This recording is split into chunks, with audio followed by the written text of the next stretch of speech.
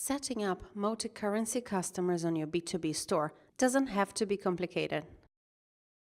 First of all, you need to make sure that you have the currency set up under Settings, System, and Currencies. Select the appropriate currency from the drop-down menu. Once selected, enter the default buy rate and sell rate. This will be used to convert your sales to your base currency and also for reporting and integrating with an accounting software.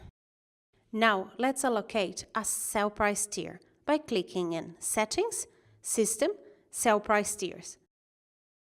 Choose a price tier that's not being used, and let's rename it to the currency you are getting set up. Over in the customer records, we need to make sure that the default price tier corresponds to the one that we just created, and also that the currency is matching. Now, our last step will be to make sure that our sell prices are set correctly. Click in Inventory, Products, and select the products you will be selling in another currency. Over in the Sales tab, enter the price you want this product to be sold by.